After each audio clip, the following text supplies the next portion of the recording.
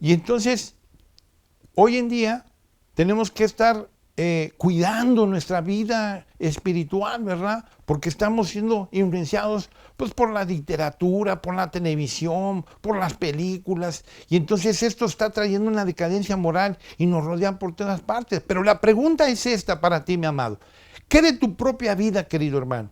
¿Qué es de tu vida? Como ejemplo, usted como marido o como esposa o como persona soltera, ¿qué estamos haciendo? ¿Mantienes una vida pura, de pureza espiritual, de pureza ética, de pureza física? Seamos casados o seamos solteros, ¿qué queremos cosechar?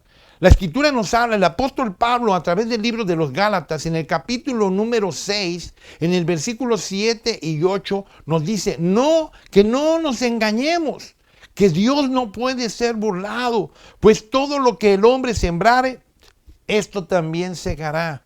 Porque el que siembra para su carne, de la carne segará corrupción, mas el que siembra para el Espíritu, del Espíritu segará vida eterna. Entonces tú y yo necesitamos entender esto. No nos engañemos a nosotros mismos. Dios no puede ser burlado, mi amado. La infidelidad conyugal y la promiscuidad sexual, bien se practiquen con la mente o con el cuerpo, van contra la voluntad de Dios para toda la humanidad, para todos, creyentes o no creyentes. Mateo, en el capítulo número 5, en el versículo 27 y 28, dice, oísteis que fue dicho, no cometerás adulterio.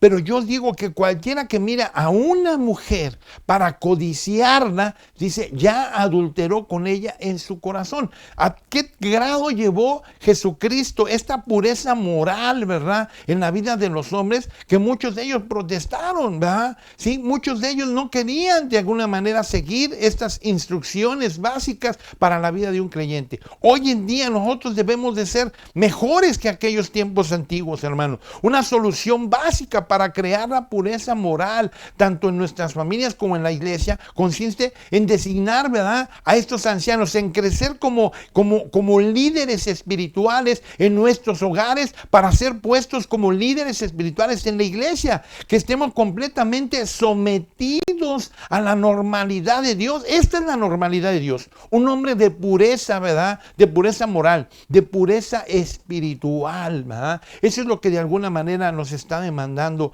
el Señor Jesucristo, que debemos de ser puros, ¿verdad? Porque las cosas son puras para los puros. Es lo que estábamos leyendo. Entonces, debemos de estar sometidos a la norma de Dios, y en este aspecto, en todos los aspectos de nuestra vida. Y esas nos ayudan a cumplir el mandato de nuestro Señor Jesucristo. Allí mismo en Mateo capítulo 5, siguiendo y continuando con el versículo 29, dice, por tanto, si tu ojo derecho te es ocasión de caer, sácalo y échalo de ti, pues mejor te es que se pierda uno de tus miembros y no que todo tu cuerpo sea echado al infierno. Y si tu derecha te es ocasión de caer, córtala y échala de ti, pues mejor te es que se pierda uno de tus miembros y no que todo su cuerpo sea echado al infierno. Cuando yo estaba platicando acerca de estas cosas, me dijeron, te vas a convertir como ese candidato, ¿verdad? El Bronco, ¿verdad? Que quería mochar las manos a todo el mundo por hacer lo malo, por la corrupción. Pero fíjate que no se trata de esto.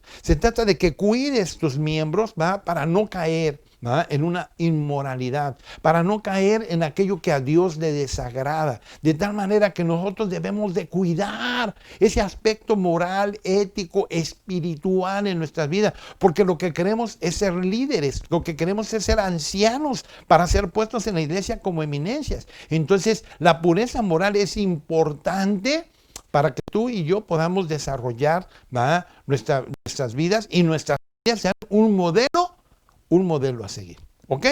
Como un segundo punto también, ¿va?, como familias, nosotros representadas como familias modelos, entonces una familia bien ordenada. Entonces tenemos que tener orden en nuestra familia. Ya hablamos del aspecto moral, ahora vamos a hablar del orden familiar, del orden de la familia. En el libro de los Colosenses, en el capítulo número 2, en el versículo número 5 en adelante, del 5 al 7, dice la Escritura, porque aunque estoy ausente en cuerpo, le estaba escribiendo el apóstol Pablo, no obstante en espíritu, dice, estoy con vosotros, gozándome y mirando vuestro orden ¿va? Y la firmeza de vuestra fe. Entonces, el orden de una familia sí se ve, ¿verdad? Sí se manifiesta delante de los demás. La firmeza de nuestra fe también se manifiesta. No que andamos creyendo una cosa o creyendo otra, no. O sea, o crees en Jesucristo o crees realmente, ¿verdad? En lo que Dios en la palabra nos está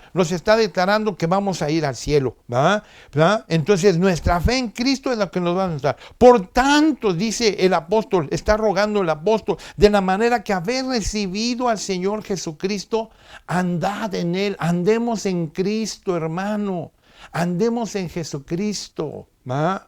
¿Sí?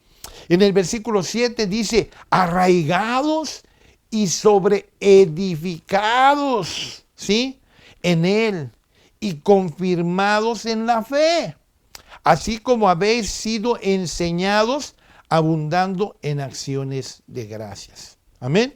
Entonces, cada uno de nosotros debemos arraigarnos y sobreedificarnos en Él. Acuérdate, Cristo es el cimiento de nuestras vidas y nosotros somos los que sobreedificamos por encima. ¿Qué es lo que hacemos, estamos haciendo en la vida? Y eso es lo que se ve.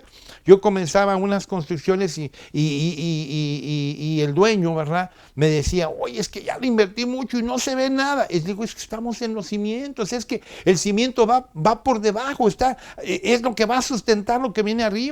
Pero vas a ver que una vez que empecemos a sobreedificar, te vas a dar cuenta de lo hermoso que estamos construyendo, de lo bien que se están haciendo las cosas. Y entonces ya cuando se empezaron a levantar las columnas y se empezaron a levantar los muros, dice, wow, ahora sí ya se ve, antes no se veía nada, pero ahora sí, ¿por qué? Porque estamos sobreedificando. Y así es nuestra vida espiritual, hermano. Nuestro cimiento es Cristo. El Cristo que está dentro de nosotros no se alcanza a ver, ¿hasta qué? Hasta que empezamos a sobreedificar. ¿En quién? En Cristo Jesús. ¿Cómo? Confirmándonos en la fe. Dice, así como hemos sido, ¿qué? Enseñados.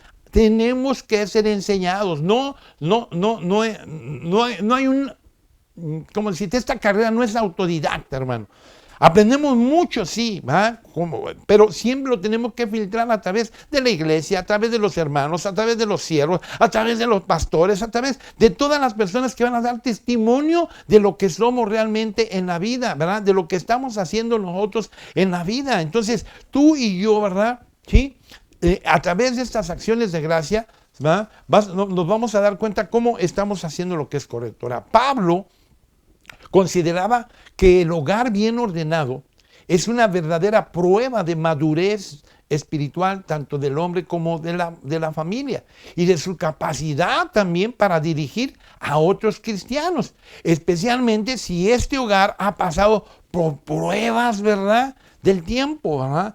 Porque, hermano, no estamos aquí los santos, no estamos aquí los justos, sino los que éramos pecadores, los que nos equivocábamos en nuestras decisiones, pero hemos sido corregidos, ¿verdad?, por la palabra de Dios, y ahora nosotros empezamos a ser un ejemplo, ¿verdad?, de cambio en la vida de cada una de las personas. En el segundo libro de Timoteo, ¿verdad?, en el capítulo número 2, en el versículo número 19, segunda de Timoteo 2, 19, dice, pero el fundamento de Dios está firme, teniendo este sello.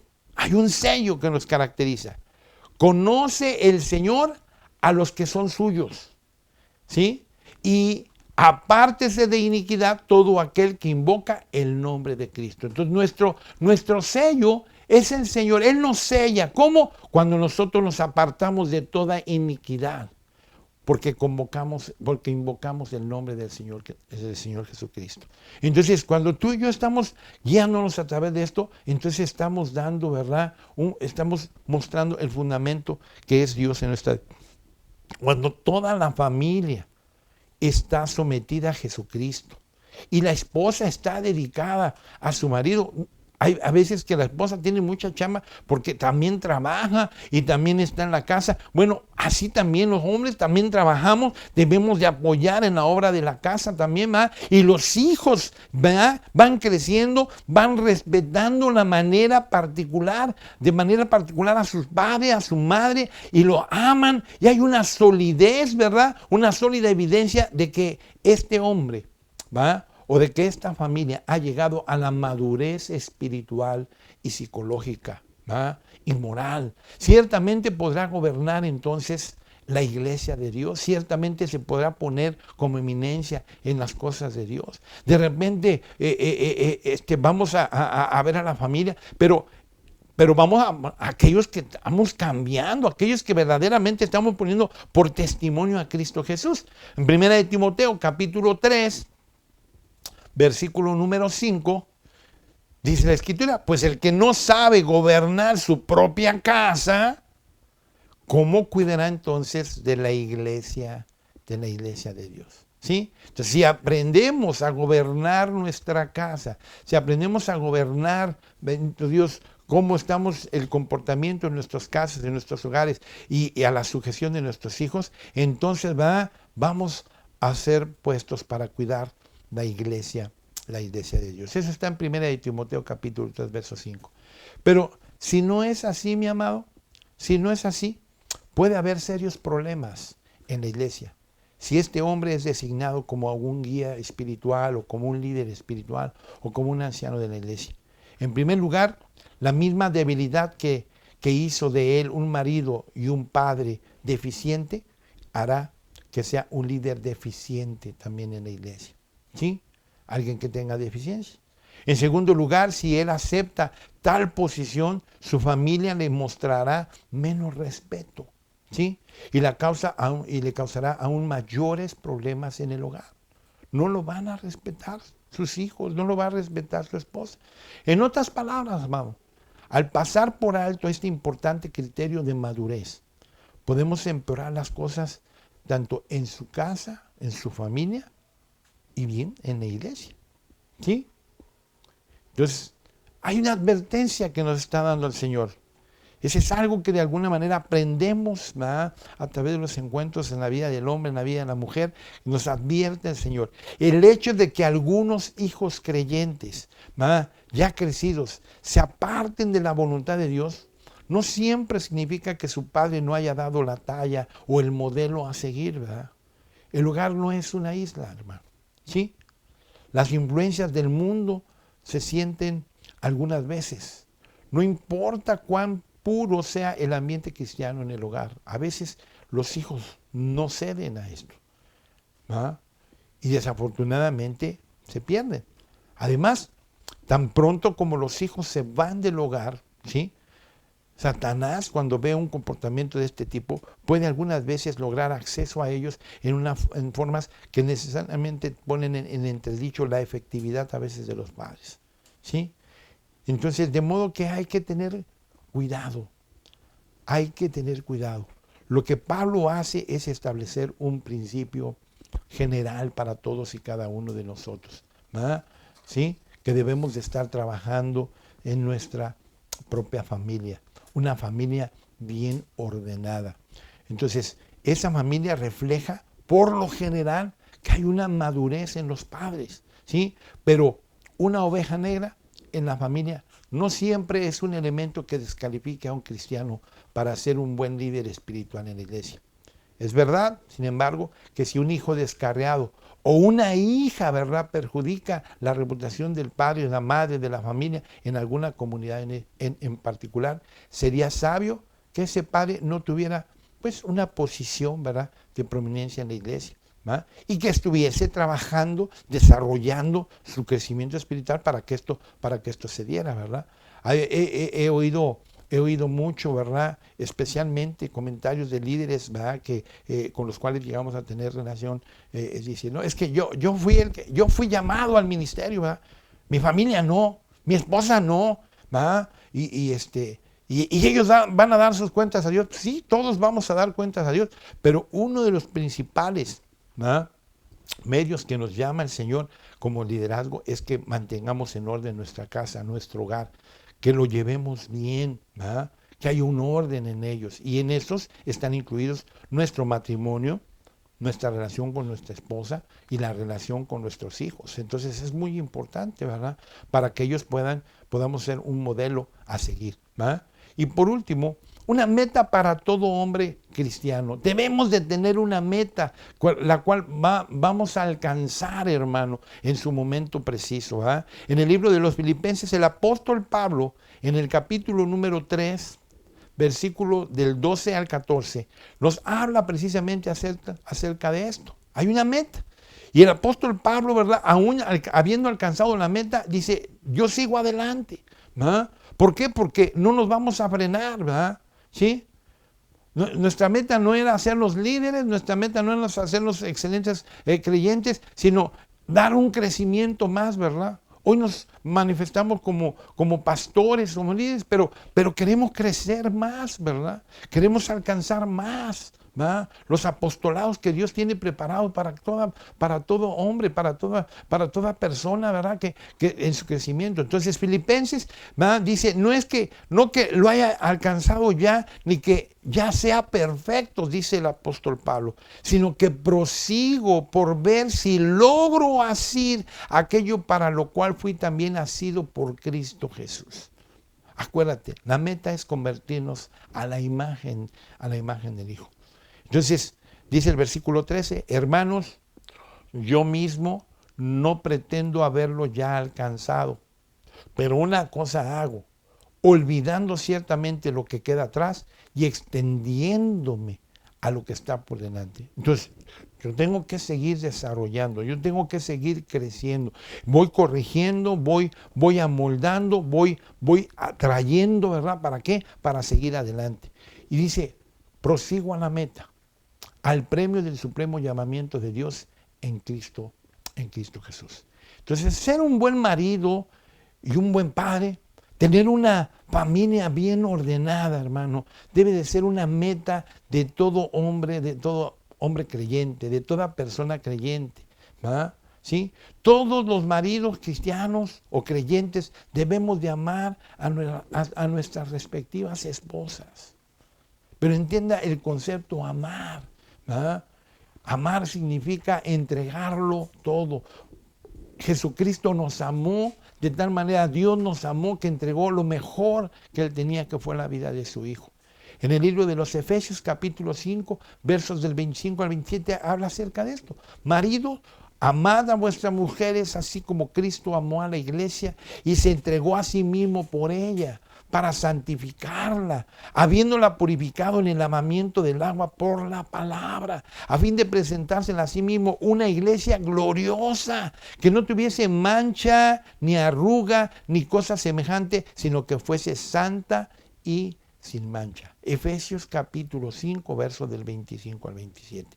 De tal manera que los maridos entonces, ¿verdad?, debemos de vivir con ellas de una manera sabia, ¿sí? Y debemos demostrarles el respeto como herederas también del reino de Dios, como herederas, como coherederas de Cristo también. Dice primera de Pedro, capítulo 3, versículo 7, ¿verdad? Vosotros maridos, igualmente vivid con ellas sabiamente, dando honor a la mujer como a vaso más frágil y como a coherederas de la gracia de la vida, para que vuestras oraciones no tengan estorbo. ¿Sí? Y esto sigue, que los padres no debemos de provocar a ira, ¿a quién? A nuestros hijos, ¿sí? O sea, no debemos de estarle poniendo obstáculos para que crezcan, para que se desarrollen, sino que debemos de conducirlos, de llevarlos. En Efesios 6, capítulo 4 dice, y vosotros padres no provoquéis a ira a vuestros hijos, sino creadlos en disciplina y amonestación del Señor. Crearlos en la enseñanza. Disciplina significa enseñanza. Disciplina no significa golpearlos, no significa menospreciarlos, no. Disciplina, ¿verdad? Significa, ¿sí?, que los enseñamos, ¿sí?, que los amonestamos delante del Señor, que a través de la palabra ellos entiendan. Entonces Pablo amplía este concepto con una ilustración personal cuando dijo cómo sirvió en Primera de Tesalonicenses capítulo 2, versículos 11 y 12. ¿Sí? Primera de Tesalonicenses 2, 11 y 12. Así como también sabéis de qué modo como el Padre a su Hijo, exhortábamos y consolábamos, ¿va?, a cada uno de vosotros, y os encargábamos que anduvieseis como es digno de Dios, que os llamó a su reino y gloria, ¿verdad? Sí, Él nos llamó para su reino, pero nos llamó como hijos, acuérdate, y debemos de comportarnos como hijos. Esta ilustración, por supuesto, hermanos, muestra cómo consideraba Pablo la responsabilidad del padre para con los hijos.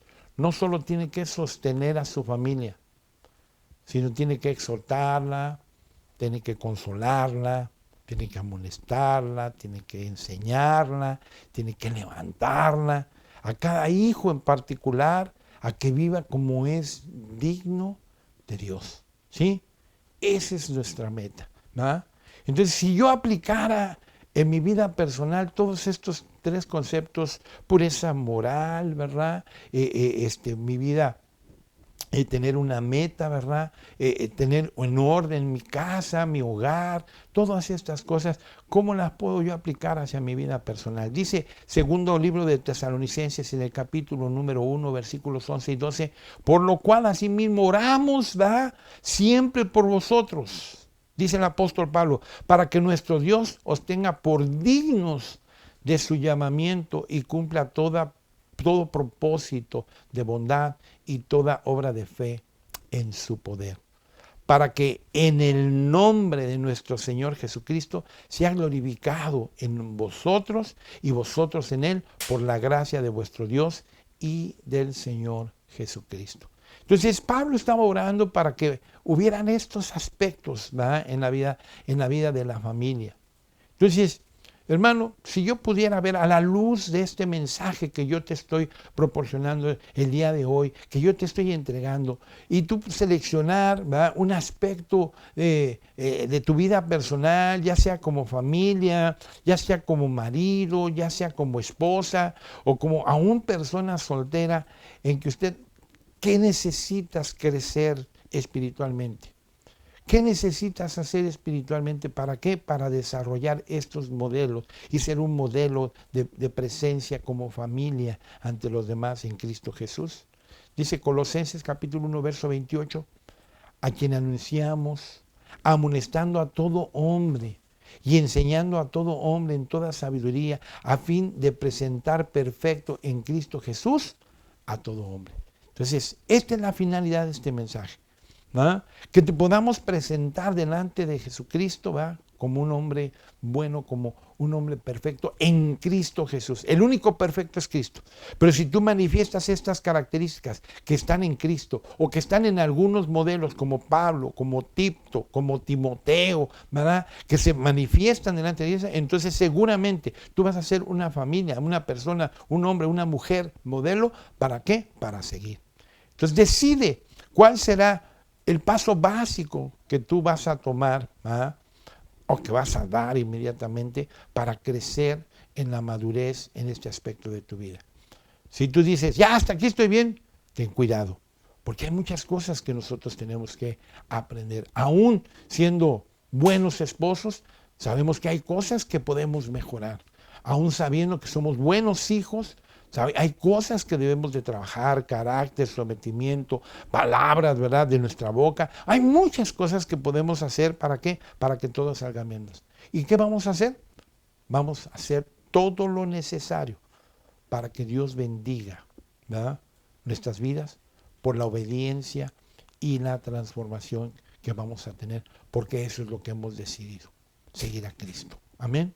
Ser un ejemplo, ser un modelo, ¿verdad?, a seguir, ¿verdad?, así como lo fue Cristo, así como lo fue cualquiera de estos personajes de los que hemos estado hablando el día de hoy, como Pablo, Timoteo, Tito especialmente, porque de ahí estamos sacando toda esta enseñanza, ¿verdad?, acerca de ser ese modelo de persona o de familia.